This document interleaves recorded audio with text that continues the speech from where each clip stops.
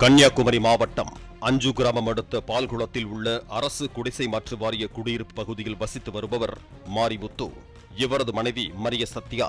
கறிக்கடையில் வேலை பார்த்து வந்த மாரிமுத்து வியாழக்கிழமை இரவு 11 மணி அளவில் கையில் 3 டிராவல் பேக்குகளுடன் வீட்டில் இருந்து வெளியே கிளம்பினார். அவர் வீட்டை விட்டு வெளியே வந்ததும் வாசல் அருகே படுத்திருந்த தெருநாய் ஒன்று அவரை நோக்கி குரைக்க ஆரம்பித்தது. திகைத்து நின்று அவரை பின்தொடர்ந்த நாய் அவர் கையில் வைத்திருந்த பேக்கை கவ்வி பிடித்து இழுத்ததால் அக்கம் பக்கத்தினர் சப்தம் கேட்டு விழித்துக் கொண்டனர். வீட்டுக்கு வெளியே நாயுடன் மாரிமுத்து மல்லு கட்டுவதை பார்த்து அங்கு திரண்ட அக்கம் பக்கத்தினர் பேக்கில் என்ன இருக்கிறது என்று திறந்து பார்த்தனர். 2 பேக்குகளில் சிறிய அளவிலான பூட்டு போடப்பட்டிருந்தது. பூட்டப்படாத பேக்கை திறந்து பார்த்தபோது உள்ளே மனித உடல் பாகங்கள் இருந்தன. இதை கண்டு அதிர்ச்சியடைந்த அப்பகுதி மக்கள் மாரிமுத்துவை மடக்கி பிடித்து அங்கு கட்டி வைத்து தர்மடி கொடுத்தனர்.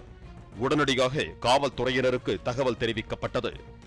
போலீசாரின் முதற்கட்ட விசாரணையில் மாரிமுத்து தனது மனைவி மரிய சத்யாவை கொலை செய்து உடலை துண்டு துண்டாக வெட்டி அந்த உடல் பாகங்களை வெளியில் வீசுவதற்காக பேக்கில் வைத்து எடுத்துச் சென்றது தெரிய வந்தது. மாரிமுத்து மரிய சத்யா தம்பதியினருக்கு 2 குழந்தைகள் உள்ளனர்.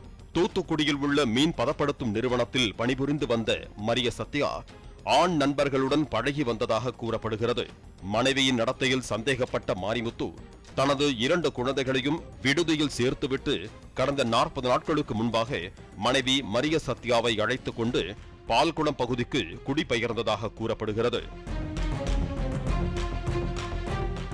இங்கு வந்த பின்னரும் செல்போன் மூலமாக மனைவி தொடர்ந்து பலரிடம் பேசுவதைக் கண்டு ஆத்திரமடைந்த மாரிமுத்து மனைவியுடன் சண்டையிட்டுள்ளார். சொல் பேச்சு கேளாத மனைவியை தீர்த்து கட்ட திட்டமிட்ட மாரிமுத்து வியாழக்கிழமை மதியம் கறிக்கடையில் இருந்து திரும்பியதும் கதவை உள்பக்கமாக பூட்டிவிட்டு வீட்டில் டிவியை சப்தமாக ஓடவிட்டுள்ளார். செல்போனில் பேசிக் கொண்டிருந்த மனைவியை கறிவெட்டும் கத்தியால் வெட்டி கொலை செய்து சடலத்தை குளியல் அறைக்கு தூக்கிச் சென்றதாக கூறப்படுகிறது. அங்கு வைத்து அவரது உடல் பாகங்களை தலை, கைகள், கால்கள் என தனித்தனி துண்டுகளாக வெட்டியதாக மாரிமுத்து போலீசில் வாக்குமூலம் அளித்திருக்கிறார்.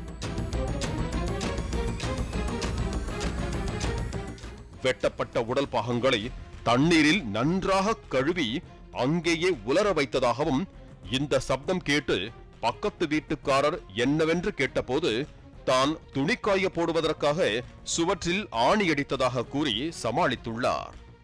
இருந்தாலும் அவர் எடுத்துச் சென்ற பேக்கில் இருந்து வந்த இரத்த வாடையால் நாய் அவரை மறித்து இடைவிடாமல் குறைத்து காட்டிக் கொடுத்து விட்டது என்கிறார்கள் காவல்துறையினர்.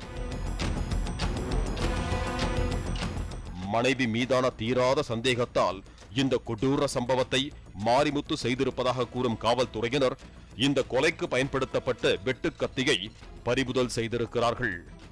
பாலிமர் செய்திகளுக்காக தோவாளை செய்தியாளர் குமரேசன் மற்றும் வேல்ராஜ்.